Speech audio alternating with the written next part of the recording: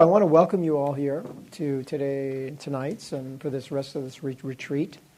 It is a great joy. It's a great pleasure to spend some quality time with you all this weekend. I know you've probably seen the schedule, but just to go over it quickly with you, we have a session tonight. We have a session tomorrow morning at 8:30 to 11:30, and we have an afternoon session from about 1:45 to about 3:45. There's a break, and I'm doing a book signing, and there's also some CDs we're selling as well at 5 o'clock, so you're more than welcome to join. And I'm going to do a kind of a 5-minute talk about the book, and so you can welcome to that. And then Sunday morning, I think it's 9 to 11, I believe. And then you have whatever else you're going to be doing here. So that's our program. So what I want to begin with by saying is that I hope that this retreat will give you some tools, practical tools, and I mean very practical tools that you can take away with you to use in your daily life. And so the whole focus of this is a practical approach. We've all read a lot. We've all normally people come to these kind of retreats are fully workshopped out. They've gone to a lot of workshops. They're well versed. But we want to walk away with some concrete and specific practices that you can integrate into your life. So the theme obviously is Awaken the Mindful Self. So by way of an introduction, let me just start by saying I've divided the program into, and you can see it into actually 5 sessions, but one of the sessions we're going to kind of collapse, because originally there was going to be a Saturday evening session. I collapsed that in. So the first few pages are just the lesson plan. And it's just to show you where we're going with this, all right? But at the end of every session, at the beginning of every session, there is a brief reflection, which we'll do right in a few minutes. And then at the end, there is a reading that you can read, very short readings that kind of prepare you for the next day. And if you follow the curriculum, and I'll remind you of what reading to do. They're very short, but they're on the theme that we're going to be talking about. Today I'd like to start with a poem that for me represents a lot of the journey that we're all taking. And it's a poem of Jalaluddin Rumi, who was a great Sufi poet, spiritual teacher, spiritual master, but gave some very practical advice about living as well. And he begins by saying, "Come, come, whoever you are, whether you are a wanderer, worshipper, or lover of leaving. Come, come, whoever you are, Hindu, Turk, believer, or unbeliever. No matter you've broken your vows 10 or 10,000 times, this is not a caravan of despair. Come, come, whoever you are. Come, yet again come, yet again come." So I welcome you with these words, and for me, the meaning of these words are very transparent. And that is that we're all on this journey, and we're all challenged in one way or another with the stresses and the difficulties in our lives. And no matter how many times we fall, no matter how many times we wander from our truth or leave our sacred vows, that when we come together again, there is a place where we can all meet. There is a place where we can all come together without any judgment of anyone. And that, in fact, is the best definition of mindfulness. So, what is mindfulness? For me, it means non-judgmental awareness. So being in the mindful self is being in a state of non-judgment, which does not mean that you're not discriminating. And there's a difference, and we'll talk about that. It means that we are not judging others, we're not pushing people out of our heart. We see what we see, but we recognize that we're all on this journey. We're all making mistakes, and we're accepting that truth in the moment. And so that non-judgmental awareness involves a tremendous amount. Very easy to say, very, very difficult to do, especially on a moment-to-moment basis. And one of the big areas that we're going to focus on tonight is fears and regrets. The two things that my spiritual teacher used to say are like spikes eating into our veins and draining us of our life blood. And these fears are subliminal, sometimes they're conscious, but they're going on all the time. So there's the fears of the future, and then there's the regrets of the past. And then in between that, there's all of the hurry and the worry and the agitation that is created by that. So we want to go deep into an investigation tonight. What is the basis of these fears? How can we work to eliminate them? How can we work to transform them into something else? Because we're not going to be in the present moment. We're not going to be in that non-judgmental place of awareness, which, by the way, has a lot of other wonderful things with it. Because we're in that place of non-judgment, we're also in a place of joy. We're also in a place of being present to others. So all kinds of incredible things happen when we enter that place. But first we got to tackle the big stuff. And the big stuff is these very deep-seated, sometimes long-term, sometimes going back for a long, long period of time, that are still residual, they're still with us, we still carry them. And then there's the ongoing fears and regrets and worries that continue on in our daily life that, unfortunately, when we really look at it, consume far too much of our waking consciousness. And the interesting thing about them is that they become habitual. So much so that we don't even know we're thinking them. And as we are thinking them, what happens is it puts us into emotional states that we then don't even know we're in. And then those emotional states tend to dictate our actions. So it compounds. So I want to start with a little reflection, and I think it's page, and this is just to begin us in this little journey. Yeah, I think it's page 10. So if you could turn to page 10, this is just to jot down some of the worries and fears that we had at work, at home, with relationships. And then what are the consequences? So if you go back a year or 6 months or 3 months, whatever, what were all the worries and the fears that you had? And now moving forward from that period of time, whether it was a week ago or 6 months ago or a year ago, do you still have those fears? Are they still with you? Have they been resolved? Have you forgotten them? So just read the little blurb in the beginning and then jot down. And while you do that, I'm just going to play. This is some kind of reflective, introspective music, which I hope nobody objects to. If you do, I can turn it off. But it just helps us create a mood. Okay? So without further ado, let's see if we can get this on here. And this will help us, I think, a little bit.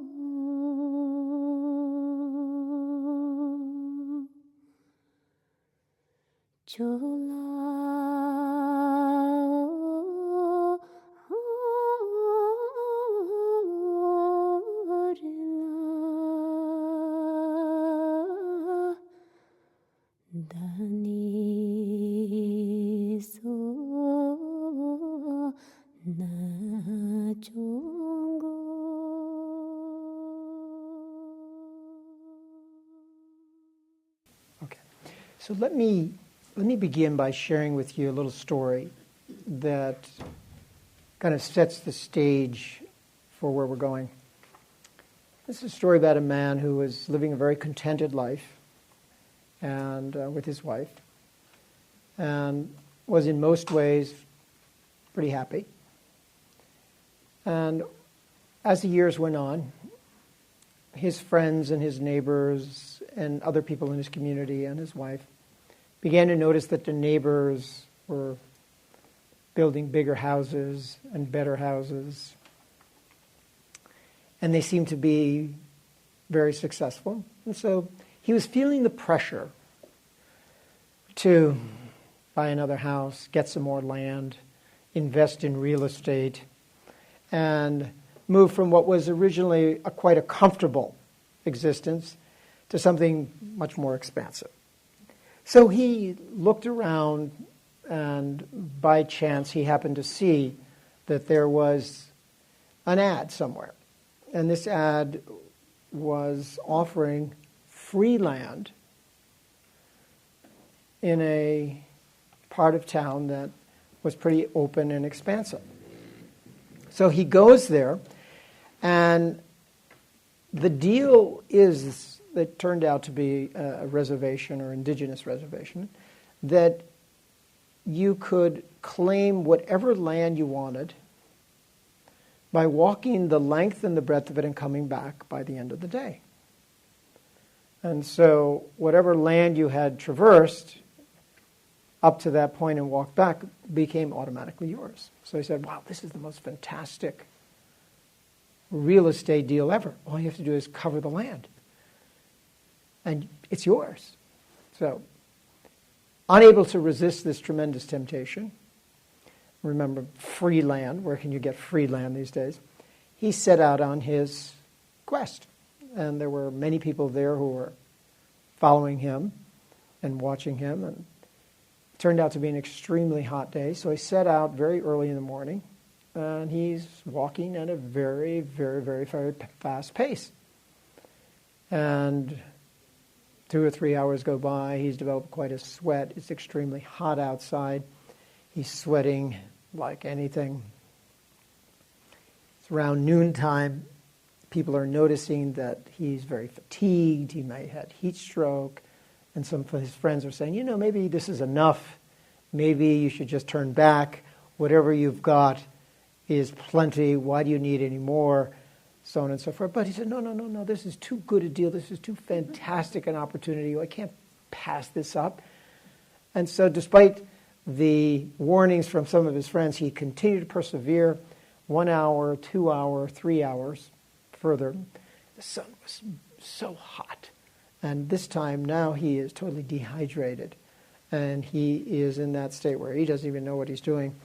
And he starts to walk back. And he gets back to the beginning where he would receive this land officially from the indigenous people. And just as he gets to the place where he started, he collapses and has a heart attack and dies. And so the indigenous people, following their tradition, say, well, this is where he was meant to be laid to rest. They dug his grave right there, and they buried him right there on the spot. And of course, the metaphor of the story, the analogy of the story, is somehow very apt in our own lives, that we are often pressured by circumstances to want much more than we really need and desire much more than we really have any use for in our lives. And that desire and those so-called needs end up being our curse and our own death. And I'm sure all of you can share similar stories of friends who you know who, having health problems, challenges in other ways, are just so driven by the society we live in to be, quote, successful, to be, quote, having our cake and eat it too, and everything else, not realizing that what we are sacrificing is our very life. Because the quality of our life goes down and down and down and down. And the hardest part about recognizing it is that if you do happen to recognize it, very few people will share your realization with you. Because they're all caught up in the same rat race, in the same constantly striving for more and more and more and more. And so that puts a tremendous burden on, once, even if you have that understanding and that realization, to be able to be strong enough to go against the majority of the people and how they're living their lives. And so we talk about two things that we want to explore. One, how do you get out of the rat race mentality? The rat race mentality is basically driving all of us insane on the installment plan. And we don't even recognize it because it's just like a frog that, this is a very bad image, but it's the only one I can think of. It's like a frog that you put into hot water, and then you gradually, they won't jump out of the water even if it goes up to the boiling point because they're gradually acclimating to it. So the human capacity, we have a tremendous capacity to acclimate to circumstances around us and gradually don't even know it until it reaches crisis. So we have to step back, we have to take these weekends, and we have to pull back from our daily lives and begin to reflect. So as an opening activity to get to know you a little bit, and you guys can get to know each other a little bit, what I'd like to do is, you've done a brief reflection on some of these areas, and what I'd like to do is have you break into groups of, I think we have about 16 people, maybe groups of 3 or 4, be a nice number, introduce yourselves to one another. And the activity I'd like you to do is to brainstorm in your own life the areas where we tend to get into that hurry-worry mentality. All right? Where, and we want to be really specific in this activity.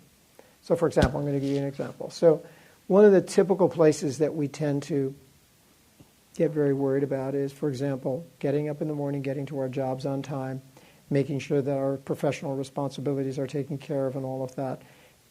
And we carry that burden with us a lot, all right? in fact, even when the day is done, we still carry the burden with us. And we carry the burden into the night and into our relationships and then in our dreams, and we never let go of it. So that should just give you an example to be able to think about these areas, because the first step in this process of being mindful and awake is to identify some of these areas, all right? So we've got about, I think maybe groups of 4 would work very, very nicely. So I'm going to just kind of arbitrarily, and we'll switch it around because we're going to do this 2 or 3 different times over the weekend, to arbitrarily put you together in groups of 4 and take a minute individually to just jot down some of these areas, and then take a minute or 2 or 3 to share, after you've introduced yourself, those areas. And then what we'll do is we'll come back, and one person from your group can share some of the highlights of what you talked about, all right? And so we'll kind of go from the theoretical here into the very practical. Sound like a game plan? Okay. So this is also an opportunity to get to know some people that you may never meet again, or if you do, that's great. And this is an opportunity to share some wisdom and gain some wisdom. So you have plenty of time, all right? Take your time. Enjoy the process, all right? Feel comfortable in revealing whatever you feel comfortable with, all right? There's no pressure for you to reveal anything you're not comfortable with. Reveal what you feel comfortable with and what you would like to unburden yourself from, all right? So what I'd like to do is just take a moment to share our collective wisdom here. And we're going to do this in 2 parts. The first part is someone from your group, and just come on up and jot down some of the areas where you think there was some agreement, and maybe summarize in a few sentences some of the highlights of the conversation. So who would like to go first? Okay, this group over here. Look I love that. That's wonderful. Okay, and introduce yourself to our group here as well. I'm Amy Hampson. I'm from Amherst, Mass. And here's Amherst, Mass. Okay. So. Yeah. Do you want me to write down the items that we? Yeah, just write down a few, not everything, but a few that you want to highlight. Okay. And then summarize your conversation, what you got out of that. One interesting thing that came up.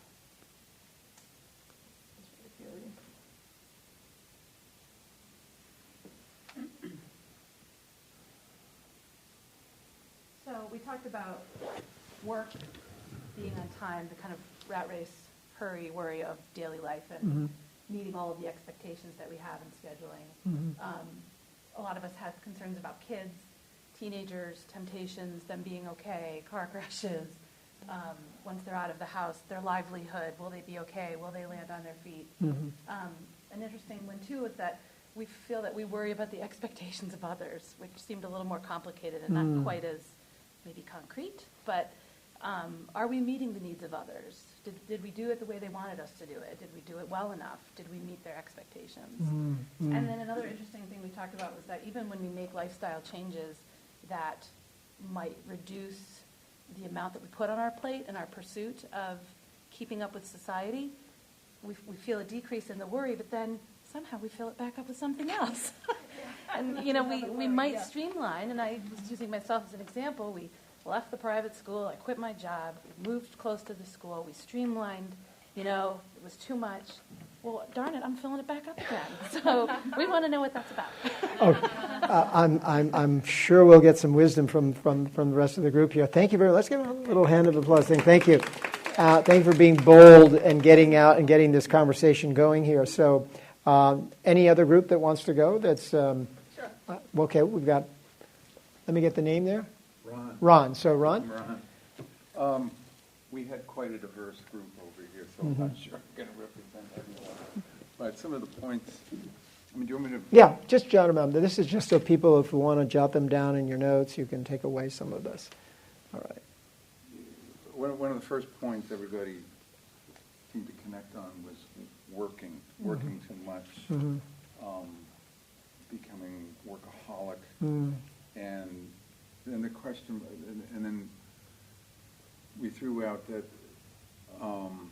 in my experience, for instance, I'm motivated to work, and that's how I feel whole. and I'm using work to fill in this who I am. Somehow this was trained to me when I was a kid. But I think what we came to is that do you really feel whole? I mean, that's Right. Yeah. It's Does it really It's an illusion. fill It the is whole? illusion, yeah. And trying to collect, and then we were talking about collecting too much stuff, whether it be physical or just in trying to figure out who we are, and then getting to a point where you just don't want it anymore. You want to start getting rid of stuff, and how cathartic that feels to just start unloading stuff. I mean, I feel like I spent the first half of my life collecting stuff, and then I want to spend the rest of my life just getting rid of stuff. Let it go. Stress both ways, you know. Yeah. Okay. What else did we talk about? I'm not judging. Yeah, judging and how we get trapped into being judgmental, and as you pointed out, feeling that you're being judged as well. Wonderful. We were just warming up. Oh, there'll be plenty more opportunities. So maybe just jot a couple of those. I like the idea that I think that's really important, that this idea that we spend so much time collecting stuff and then the other half of the time we're trying to get rid of it. And the other point, the earlier point, I think is very valid also, I think. About yes, about that a lot of times we have associated our sense of self-worth with what we do. And that if we're not fully engaged in that, then somehow we're not complete human beings. We're not fulfilling our potential, which is, of course, a conundrum, because it is important. We have to support ourselves. But is it who we really are? Because careers end. Jobs change. So if we're over-identified with that, then what's going to happen is when those things end, who are you then? So very important, very, very astute and very wise. Thank you so much. And let's go back to, right here. And your name is? My name is Leslie, and so is Ernest. Okay, great. Two Leslies. Yeah, we have a lot of the same worries and hurries. Worry about life, worry about life balance, worry about finances, worry about people, worry about not getting enough done, enough accomplished. We hurry back and forth through life. We hurry to work. We hurry to eat. We hurry to bed. Someone said rushing through correspondence, not worrying about the fact that we don't have enough time in the day to get everything done that's on our to-do list. So worried about children, how they're going to support themselves, worry about how I'm going to support my family. Yeah, it's just worry. Yeah. So you sum it up as worry. Worry. And hurry, worry. And I was... hurry to worry. Hurry to worry. I was saying to someone, we were talking about taking up meditation. Do you meditate? I was like, yeah, she meditates. I meditate. Just start to meditate. And I worry that I don't meditate. You're not doing it right. I'm not doing it right long enough, right? Yeah. So I lay in bed at 3 o'clock in the morning like, you should really be meditating. It's so true. Yeah, let's say we are. Oh my God. You know the story about the guy who goes to the doctor and he wants some stress reduction techniques. So he goes to the doctor and says, I want stress reduction, but I want to be on the cutting edge of stress reduction. This is how the mind works. Thank you. I think this group hasn't gone, right? My name is Susan from Plymouth, Massachusetts. We had a really interesting group. I'd like to sum it up. It's, are we adequate? Do we do enough? And we had many were worried about children. All the activities, they realize it's raising havoc in the family, but if they don't do it, will the kids be adequate with their peers, okay? Then we had a financial worry. And then the person just got used to not having any money, and then the person got money, And now she's worried you're going to lose it. I mean, I went, well. And then I retired 2 years ago, and I spent 2 years worrying if I'm giving enough back to the world. I know. I think I have genetic worry genes. The whole family has this. My nephews have it. Yeah. But it's like, it took me 2 years. The first 6 months I watched Little House on the Prairie. And then I watched the Waltons. And then I got out and do something. But I was afraid to go out. And I made the choice of retiring. But for years I was 42 years doing the same thing. And that's all I knew I could do. Mm-hmm. But anyway, now it's gone the other way, and I found something and I love it. But it took 2.5 years. Mm. But now I worry if I'm doing that enough. Tell them what it is. It's so great. I was a speech-language pathologist. Now I'm a laughter yoga instructor. Oh, that's awesome. It's not different. It's head and neck. But do you believe that? I believe it. I believe it. Anyway, and then I like that. Like I look at it like this. Like you can make an umbrella. Were you 42 years a teacher? Speech pathologist. Yeah. Hospitals, schools. Then I saw a pension. I said, what am I doing here? I was getting older and I couldn't stand it anymore. All the reports. Anyway, that's 2 years ago. Now I just giggle. I look at the umbrella like you made it like this, and I think, are we okay? And it could be in anything. A parent, Right. a teacher, a spouse, retired. And then I look under here, are we okay with kids, money, retirement,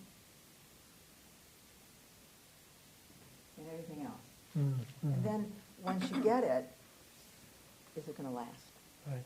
And about the meditation, I took a adult ed medication. It was like medication. Well, meditation is medication. It was. And they're all sitting there, and they were really into it. And I'm looking around going, I didn't know what to do. You know, I just sat there. And finally, the teacher said, did everyone get something out of that? I went, what was I supposed to do? And he went, oh, you've never taken this course before? It was an advanced course. I see. So, I mean, it was my own fault. I mean, but they were all sitting there for hours and hours. So I still can't. I have to do walking meditation. We're going to do a little guided meditation But anyway. as well. We'll introduce you to some basic stuff too. I would like to know. Well, thank you so much. Thank you. Thank you. So the key word there is adequacy, right? Yeah. Right, They all came adequacy. off the same. Right, Yeah. which is a big one. So let me just debrief for a moment. I think the first step in the journey, and I think you're all articulating it beautifully, is that you have to realize that the hurrying and the worrying actually does not add anything to our lives. Rather, it subtracts from our lives. And making that a deep realization is very important. Because every thought that is of that nature is a thought that could have been a joyful thought. It could have been an ecstatic thought. It could have been a thought of deep peace or deep gratitude. It could have been anything else. But we get trapped in that thinking pattern. And a lot of you are really describing how these thought forms become habitual and reactive. And we don't really know how to get out of them, but that's what we're here to do. That's what we're trying to do. So what are the alternatives to this that we can create on a practical basis? And how do we do that? That's really what we're talking about.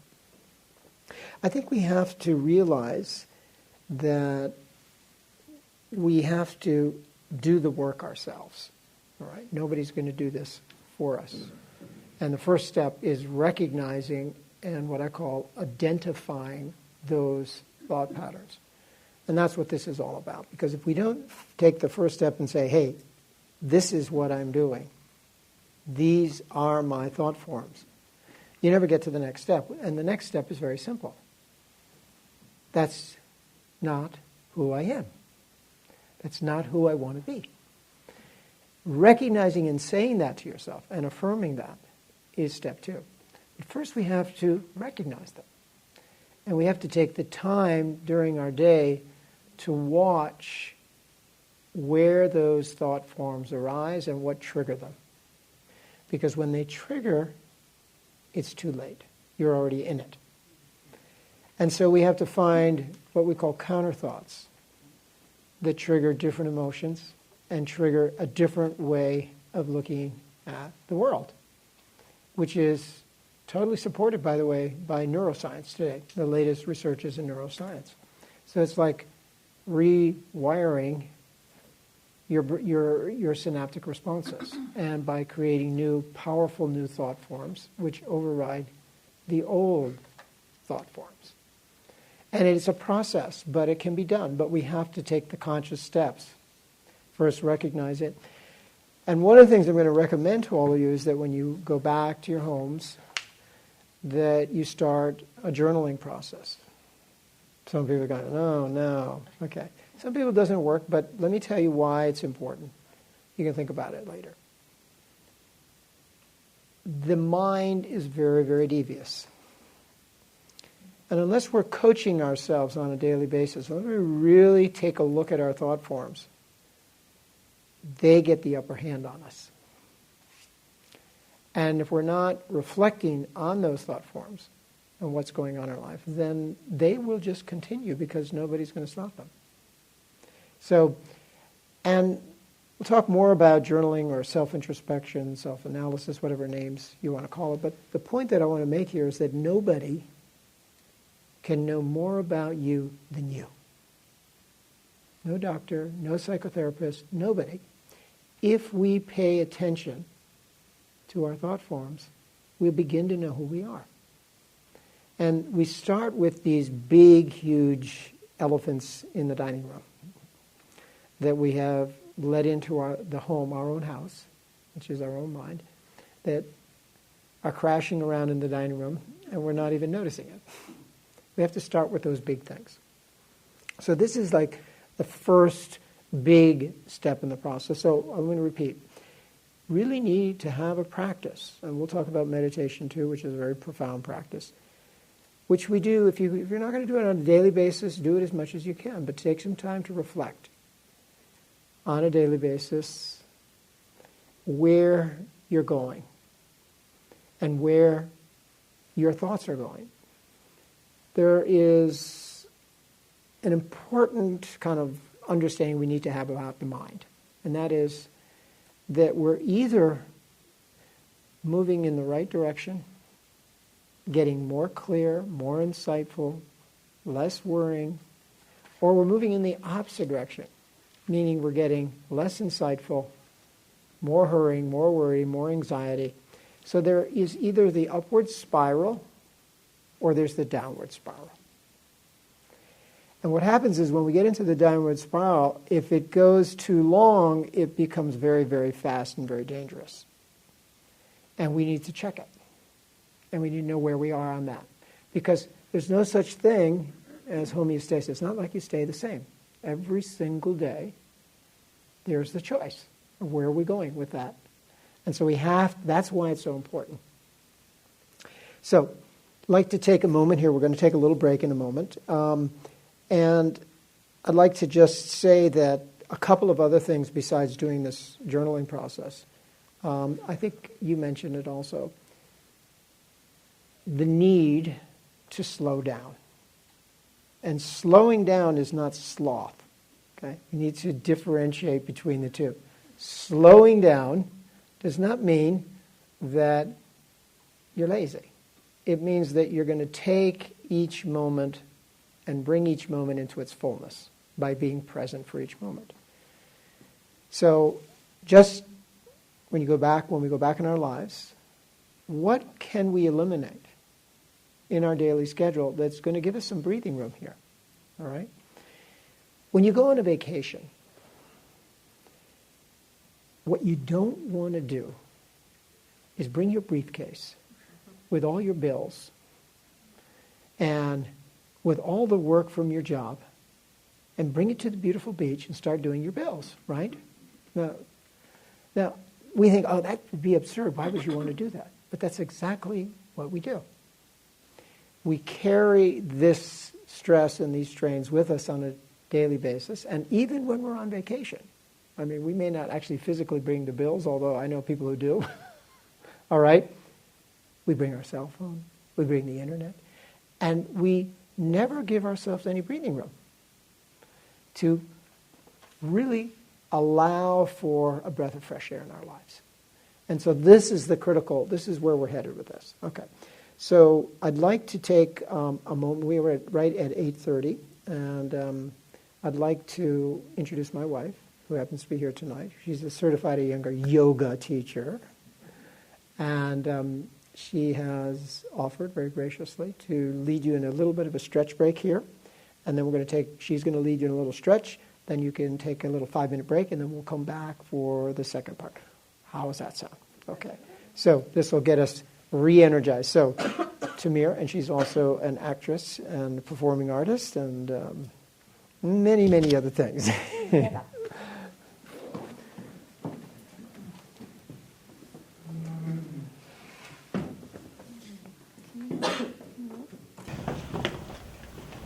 Just separate your feet and have them about hip distance apart, and have just about this much space between the two, between yourself and your neighbor. And just swing from side to side. Just be loose, loosey-loose, without any particular expectation of reaching around. You're just swinging. Keep swinging, and then watch with your eyes where you're going. Watch with your eyes where you're going. Okay, and now stop. Bring your feet together. Interlace your fingers. Stretch them forward. Take them up. And then look down at your toes. So when you look down, you had to take your thighs back, and your weight went onto your heels. Keep the weight onto your heels and the thighs back. Lift your head up. Keep your arms absolutely straight by your ears. Keep your thighs back. Weight on your heels. Lift your chest and look up at your arms and see if the heels of the hands are equal. Keep reaching with your heels down, heels of the feet down, heels of the hands up. Bring your arms down. What was the difference between the first exercise and the second? Mindfulness. Yeah. The second was just swinging back and forth. Now I gave you something to focus on. The moment you start focusing on, you weren't worried about your kids. You weren't worried about going to your jobs on time or how many things you were going to get rid of. You weren't worried about the box being full or empty with worries. You were totally present physically in what you were doing. So now let's up the ante a little bit. Interlace your fingers, but now you're going to interlace them in the other way. So what do I mean? Separate, interlace, and guess what? No, not like that. It's not the steeple and the people. It's like that. And you'll see that one finger is on the bottom. Yeah. You get up at 3 o'clock in the morning, you interlace your fingers, that same finger will be there. That's habit. So now, separate the fingers, interlace with the other little pinky on the bottom. Doesn't that feel weird? It's unusual. So if you try brushing your teeth the other way, if you try going to work in a different direction, if you try eating something different, suddenly you're in unfamiliar territory. And then there is increased mindfulness because it's no longer pattern. Now, stretch your arms forward and make sure that your elbows are straight, absolutely straight. And what happened? Your pelvis went forward. Touch your toes to each other. And then where is the weight? Touch your heels as well. Your weight is forward. Take your weight back. And now I'm just going to let go of my hands, but you keep your hands here. Imagine that you have a huge basketball right here that is taking you back.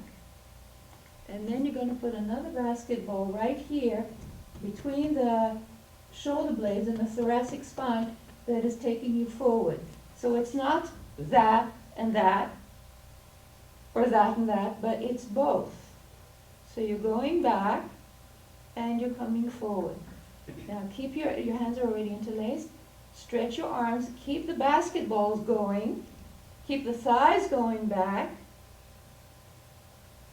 And slowly lift your arms. See if you can graze your ears with the sides of your arms. Keep your head absolutely straight and relax your throat. And now, with the heels of your hands, stretch all the way up.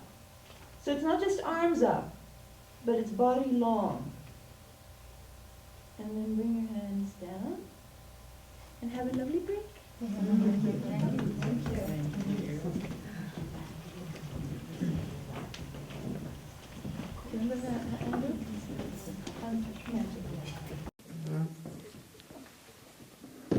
Okay. Everybody here? We all here? I think so, right? Everybody's comfortable? Okay. So, just to get us back into where we were, a couple of things. One, going back to starting a practice of looking at your life every evening. 5, 10 minutes. End of the day, whenever you can. Creating the inner coach. And that inner coach is the one that is kind of overlooking or overseeing what's going on. Different traditions, spiritual paths, call it witness consciousness. Okay? And the realization that you're having when you do this, if you're doing it right, is that you have thoughts, but you are not your thoughts. Okay? Very important to get that. We have thoughts, but we are not our thoughts. We become those thoughts if we choose to identify with them. So if I have a thought of anger, I can say, okay, that's just another thought of anger. That's not who I am. And you disidentify. All right, that's a thought. That's that same old thought of hurry and worry that I have all the time. I don't need that. That's not who I am. So it's the process of realizing that we're not our thoughts. We have thoughts. We choose to identify with those thoughts, and then those thoughts become our reality.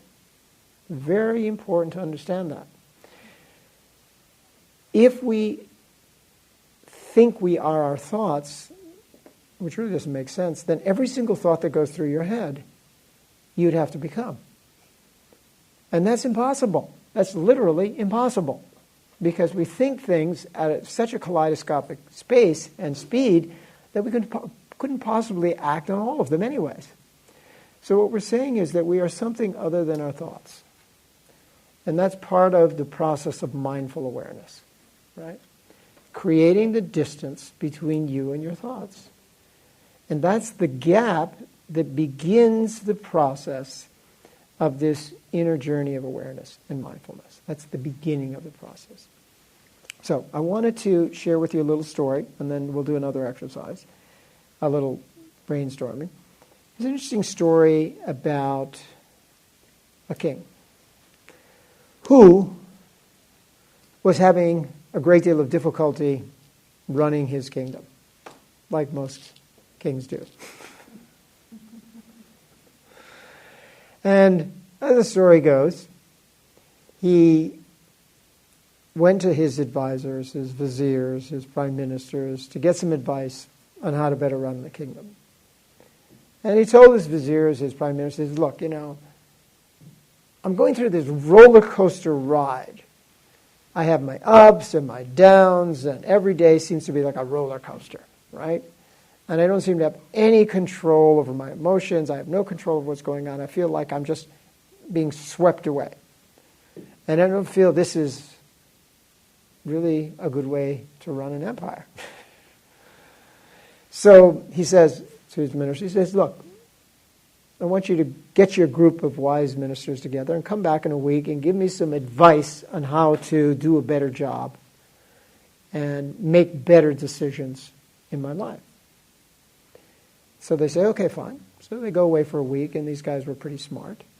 And so after a lot of discussion, they come back. And they present the king with this little box. And nicely gift wrapped, too, by the way. Give the box to the king, and the king very delicately opens the box, and in it there's an inscription. And the inscription says, "This too shall pass." Piece of advice. So, connecting to where we are.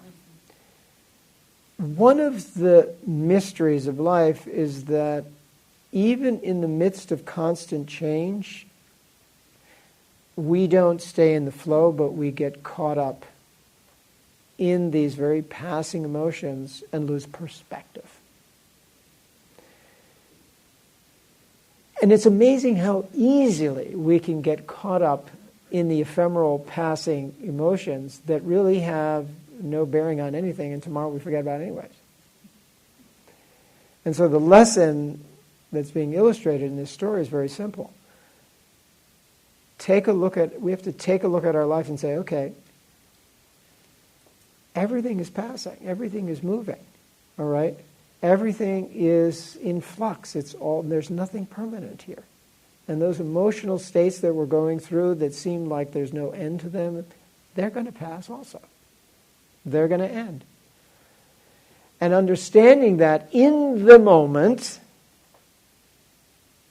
is where the relief and the clarity and the mindfulness come. In the moment.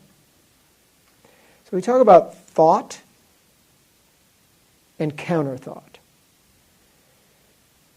Every time we are, so to speak, attacked by these really kind of gnawing anxieties that we have, and they can become very gnawing after a while, we need to have the counter-thought that shifts the attention out of that habitual thinking pattern.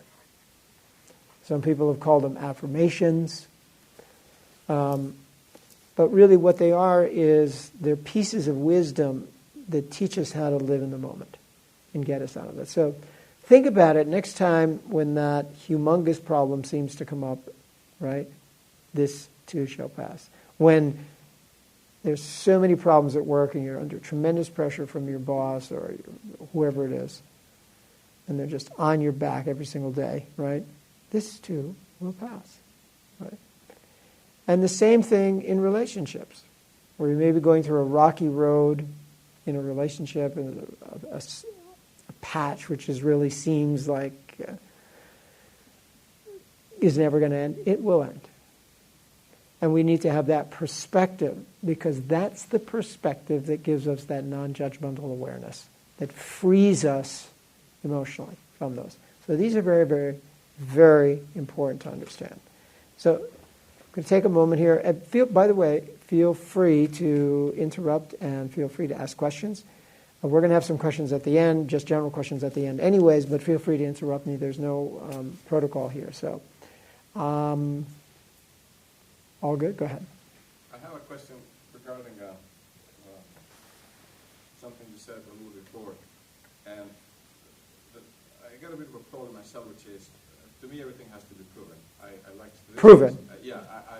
I'm not a mathematician, I'm not a scientist or anything like that, but I like to read the facts. You know, I read USA Today and I read the New York Times and percentage of this, percentage of that. You know, how is it proven and so on. As if that was, you know, I know there's quantum reality out there, but at the same time, so it caught my attention when you said you either go up or you go down, but you don't really stay. Well, how is that? I mean, because I think I'm here, and since I'm here, I like to think that I'm trying to go up. Right. You know? But why? How can you be so assertive or say for sure that or how can we prove that in fact we don't stay? Okay, it's a good question. Where does the thought come from? Where does the kind of reality check come on that? Yeah. So that you can. Okay. The example that I would give is this: that if we become mindful of our thoughts, you'll notice that the emotions arise out of our thoughts. So a continual way of thinking, or a pattern of thinking that we have over a period of time develops emotions that are associated with it, right? Now here's what happens, though. That those things are constantly changing. So if you take a look at your day, You get up in the morning, and you're expecting the day to go in a certain way, right? But if we really look at things from a point of view of perspective, we see that every single day there's something new that changes the direction of our thinking, or changes the direction. In other words, there are interruptions all the time. All right? You started out with this agenda, and you got halfway through with the agenda, and this happened, or that happened, or this happened, or that happened, right? So those interruptions, what they do is they prevent you from getting to the destination directly without interruption, whether it's a thinking pattern or a goal or anything like that, all right?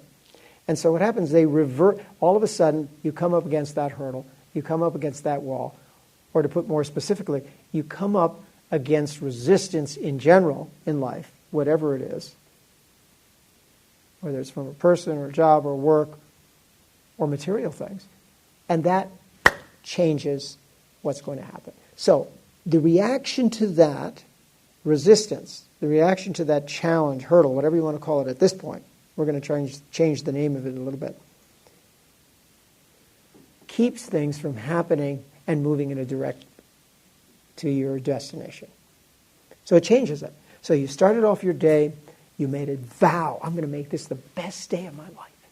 You start out with a meditation, and you do your yoga, and you've got all these great affirmations going. You get to work, and immediately there's a major crisis. And all of a sudden, where was the peace? Gone. Finished. Finitoed. Right? And your emotional state changed on a dime. You follow? So there's no, at that point, you're headed in the opposite direction. Instead of being in that positive, forward-looking, right? All of a sudden, you're in the opposite direction. And you don't even know it. So you're dealing with the stress of the moment. You can't deal with the stress of the moment. You lose your peace. You scream at someone. You get angry. You walk out of the room. And all of a sudden, do you follow what happened? Now, you can experientially prove that for yourself every single day. What we're trying to develop is a place where those things don't change you from your direction. And that you have to go very deep. Right now we're in the place where any of those interruptions, those changes, throw us off course. Either in a minor way or in a major way, right? And that's where we want to investigate. That's what we want to investigate. But I think if you look at if we look at our own lives, you'll see that those daily interruptions, we call them daily interruptions, but what they are is they're daily challenges to our state of mind. Really what they are is the curriculum of your life. And how do you deal with that curriculum in a mindful way? And the only way those things aren't going to throw you off base is if we become mindful of them and know and understand how to deal with them. Otherwise, they're going to throw us off course, right? And very quickly, very easily, all right? It's amazing how in relationships, one day can be so fantastic and the next day so horrible. How is that? How can that happen? The nature of the mind. So this is understanding the nature of the mind and becoming mindful of its kind of operating principles. All right. So when you were born, nobody gave you the operating manual. And by the way, they didn't teach it in high school. They definitely didn't teach it in college. And we don't get that operating manual. We don't know how the mind works. But we need to learn that in order to have a kind of a steady, what we call equanimity in life. So we don't get thrown off. But I don't want you to believe anything I say. I want you to experiment and watch your own life and find out what the reality is for you, right? Because the last thing we want to do is add more belief systems here. That's the last thing we want you to walk away with. As I said before, the whole goal of this is practical, to bring us into the moment so that we can observe who we are and what's going on without all of the smoky colored glasses of our own perception. So we'll come back to that more. All right? No, I think I got all that. I think that you were very clear on the introduction, but I don't know if maybe I wasn't clear on my question. I think you mentioned there was a part where you were talking about downward spiral or going up, but there was no stay in the middle. Right. So I was trying to find some explanation as to why is it that you cannot stay in the middle? Because what happens is that there are events happening to you all the time. These are outer events, and these are inner events. Okay? So you could theoretically lock someone, put someone on an island, and completely remove from all human contact and everything, and they would not stay in the same place. It's the nature of the mind, that the mind is so mercurial, it is jumping around all the time, that it cannot remain in one place, and therefore you cannot maintain a particular state of being unless you go very deep. Okay? So we're talking about the mind in a uncontrolled state, right? We're not talking about a mind in a controlled state, which is a very high development. But we're headed in that direction. That's the direction you want to go. But to get there, we first have to recognize the nature of the mind, its mercurial nature, and its incredible speed at which it operates. All right? Incredible speed. I mean, you can be thinking of a thought, you're right here in Kripalu, and you're right here, and then 2 seconds later you're thinking about your kids. Or 5 minutes later you're thinking about this or that, right?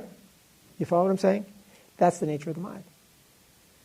Because the mind is taking us off onto these daydream trips all the time. Because it's not controlled. It's not focused. Well, that's where we're coming to. We want to deal with that, right? That's what we're here for, the weekend. That's what we want to talk about, right? Okay. We'll come back to that, all right? We'll come back to that. So what I thought we would do now is this. I want to talk about this key principle which can help us through these ups and downs. So talk about the king and the roller coaster ride. How can we create a more steady, this is where we're headed, steady, the term that we use is equanimity or equipoise. Okay? And the key to equipoise, and get this one, is total acceptance of life now. Not tomorrow, but in the moment. And not resisting what is happening to us in the moment. Because if we resist it, it persists. What you resist persists. So we want to enter into that place of total acceptance. Which is another way of saying, another maybe more subtle definition of mindfulness. Because that's a place of non-judgment. Non-judgment. Now, I'll just give you a little feeling for that. Who are the people that we want to be around generally? They're the people who, no matter what we have done, embrace us and accept us for who we are, right? Yeah. We all have I hope we have agreement on that one. Right? Those are the kind of people who, if I must say, were very much like my mother, who, no matter who you are, no matter what you did, you come into their presence, they give you a hug, and you know they're not judging you. Doesn't matter what you did. They're there for you, and they're totally accepting you. There's no judgment going on at all. Doesn't matter what you did. Mothers, selfless mothers who are really, I would say, the epitome of what a mother is the total acceptance of her children, for good or bad, right? So this idea of the total acceptance of whatever's happening is a step in the direction of equanimity and equipoise, which is the big step toward this place of non-judgmental awareness. And that's the place where human beings need to meet each other. That's the place where we need to meet each other. and to be present. Yeah. What if what's happening is painful? Thank you for the segue, because that's exactly where we're going. That's exactly where we're going. But we're going to explore this in our little group. So hold that thought. That's where we're going. So here's what I'd like to do. I'd like to invite you back to your groups. By the way, tomorrow we'll switch the groups up. But today, let's go back to the groups. And here's what I'd like you to do. And it's in the... I'd like you to explore, brainstorm, the places in our lives where we experience resistance, where we experience friction, where we experience conflict. Okay? And be as precise, if you will, about those areas. Right? And discuss that with your group, and we'll come back and we'll share that out as we did before. And then we'll talk about what you do with it. Okay? What do you do with that pain, that suffering that you're experiencing? Okay? But let's get the collective wisdom of this incredibly wonderful group working to solve that. Okay? So back to the groups, and take a good 5 or 6, 7 minutes, and maybe we can have a different facilitator in the group. So we have a different person who comes up and shares and presents, and take it from there. Okay, alrighty. So let's come back and share a little bit. Let's take a volunteer from any of the groups, hopefully a new person who hasn't been up, to share some of your collective wisdom. Any groups want to volunteer to go first? Okay, from this group here. Thank you. Do you want me to write anything down? Yeah, just kind of put the highlight up there. Conflict? Yeah. I have lots on that. Conflict everywhere. So we had family, Uh-huh. we had work, we had food.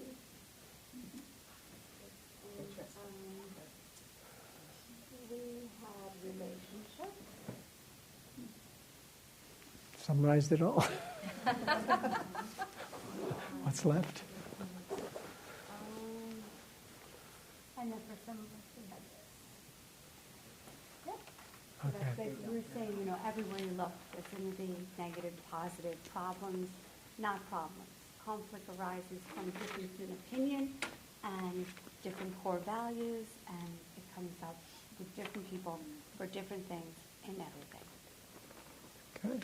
Okay. So that kind of gives a good umbrella for us to start with, all right? And that gives the meta picture. I'd like to take it to the next level of specificity. Is that right? Is that it right? Yeah, thank you. Anyone else take it? Let's take it down a notch to very specific situations, because this is where we will benefit from. When, not that, but it is wonderful. You had some of those? We had very specific things, I just generally. They were, okay, fine, that's great. So whichever group wants to jump forward here, who hasn't I'll gone? just say, I'll just Go add ahead. to that. Yeah, I don't please know if I do. Write it down. But just in terms of relationships, the conflict and resistance around dealing with people who you can't change, Okay. and yet the people in your life create pain. So an example would be a family member who makes choices that are not good but very painful to you. You know you can't change them, but the resistance is wanting to change them, wishing they were different, hoping that they were different, and yet you live with the consequences of their behavior. Good, that was beautiful. So how could we summarize that in a sentence? Inability to control other people. Okay, that you said it. Okay.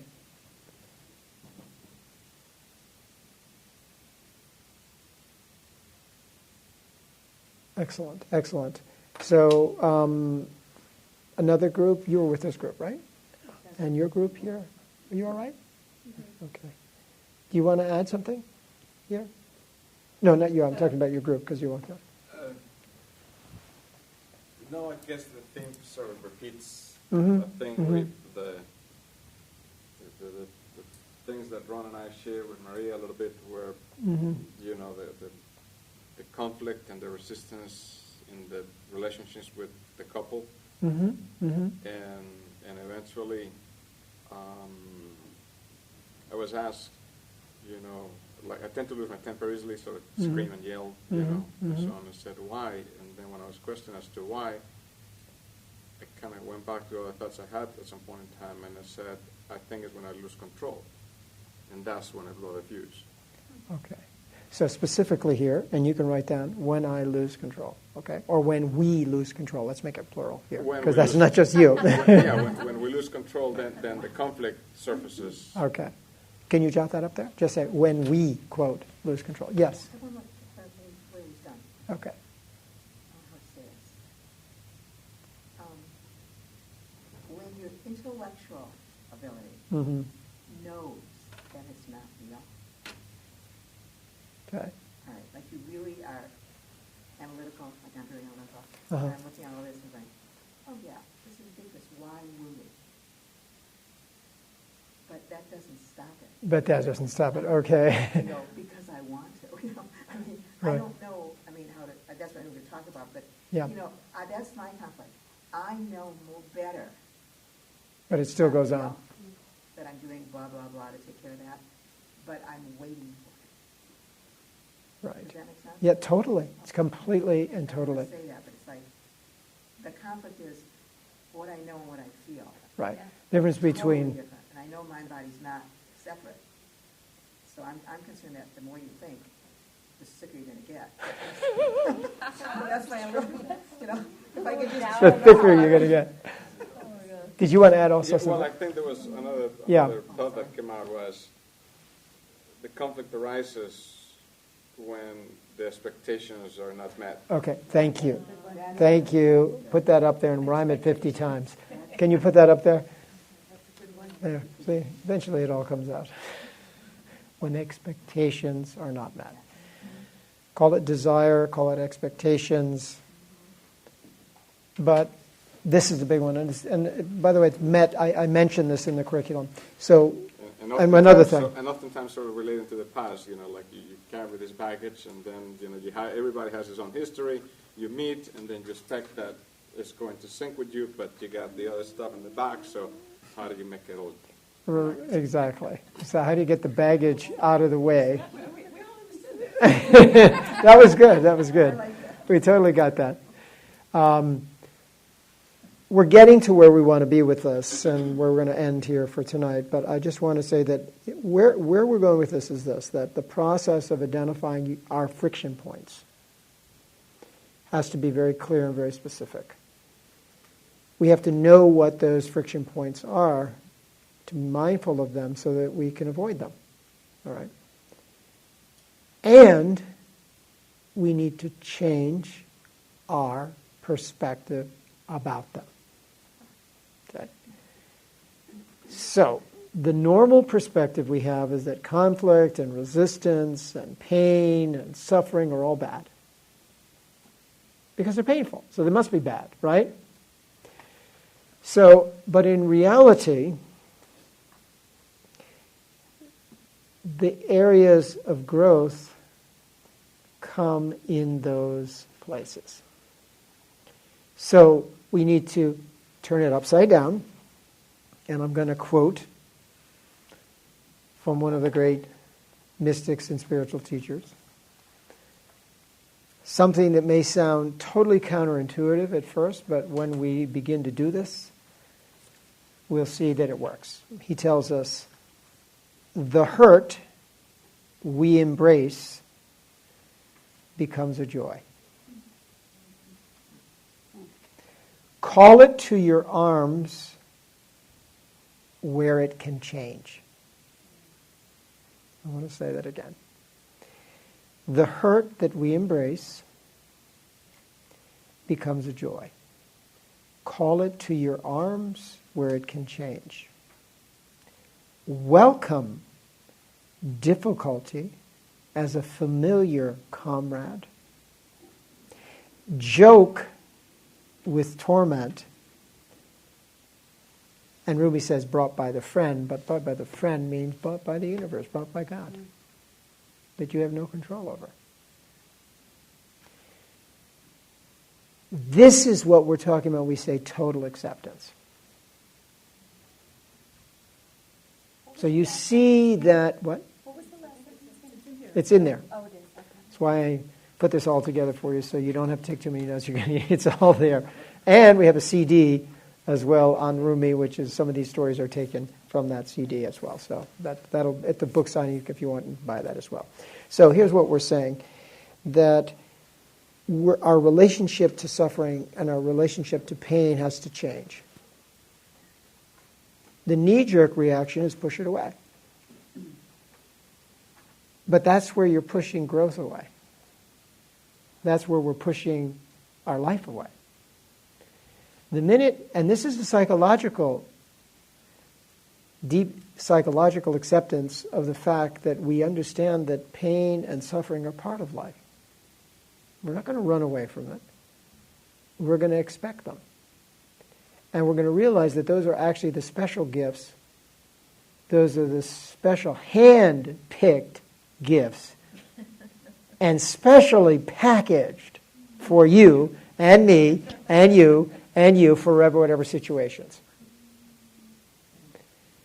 Changing that perspective is a step toward mindfulness and non-judgmental awareness. Now, back to your question, we're going to end it at this.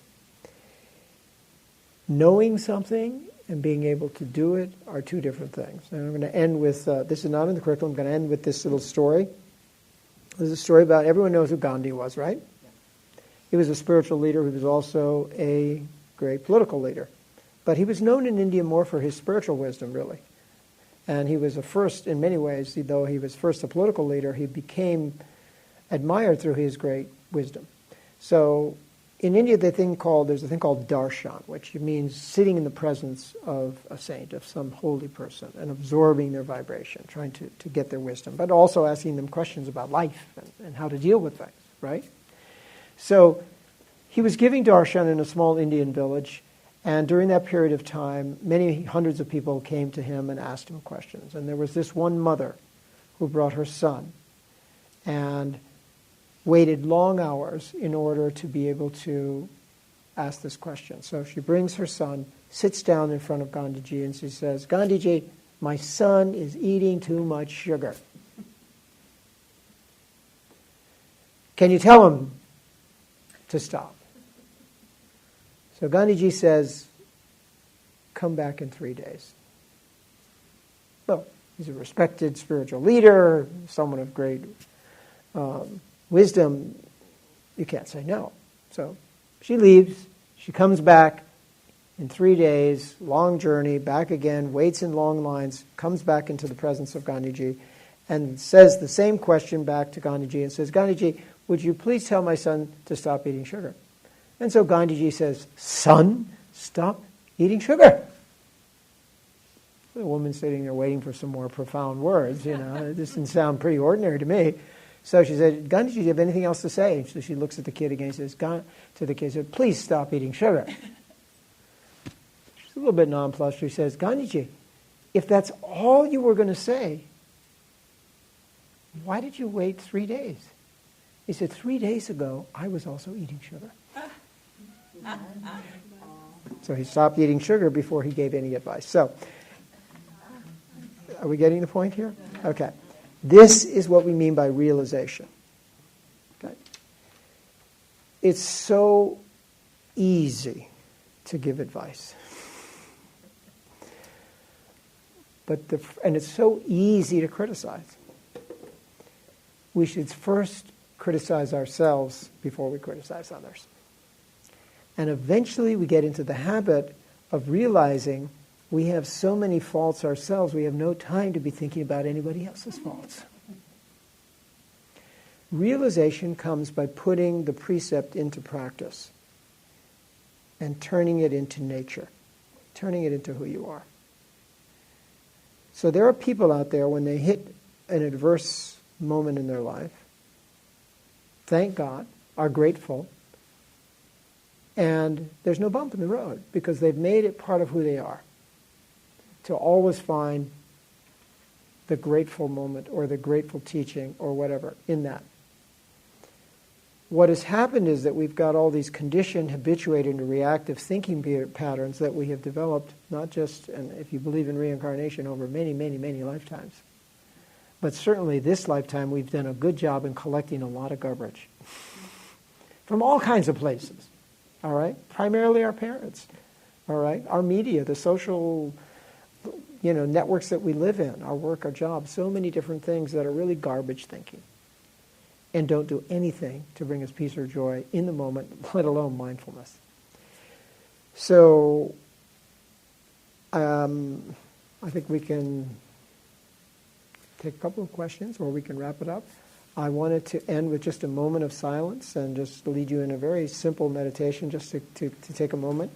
And then afterwards I'll be here as long as you want if you have any questions, okay? So feel free to ask anything afterwards. So let's just take a moment. Can someone grab that? Jack, see if you can turn off just a little bit, turn down. So I'm going to offer you a very simple meditation. We'll talk more about meditation later as a tool. Many of you are already meditating. I know that because I overheard your conversation. Yeah. A little bit more down. Okay. Let me just offer you a very simple beginning practice. And the whole goal, what we're going to try to accomplish in this is just, for tonight, is just to get mindful and present. So to get into a posture in which you can sit comfortably for a minute or two. Take a moment to deeply relax, right? And just be aware of any tension in your face, your body, your forehead, anything. Just deeply relax. Align your back. You're not rigid, but you're not tilted left and right or front or back. And just bring your attention to what we call the seat of the soul, which is center of your forehead lying directly between your two eyes. And I want you to just gaze lovingly, penetratingly into the center of the darkness in front of you. And in order to keep the gaze centered and focused,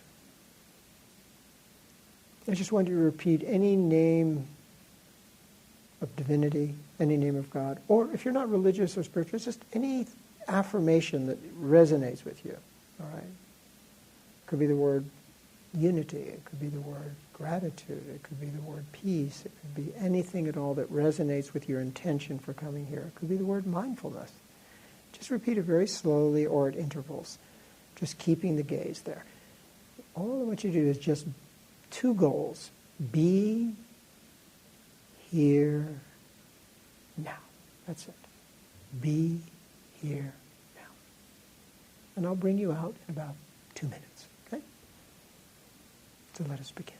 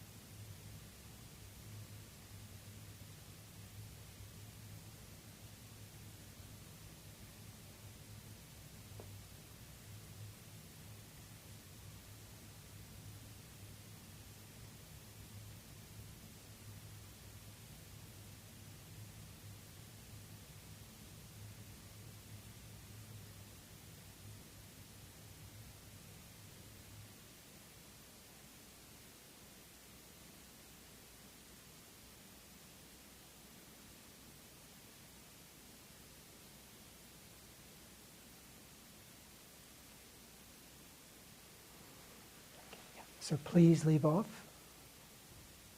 And as you're coming out, maintain that awareness. And just walk out with that very present, clear, open awareness. And we'll see you tomorrow morning at 8:30. Blessings. It's been a joy to be with you this evening. Thank you all so much. Thank you. Thank you. Thank you.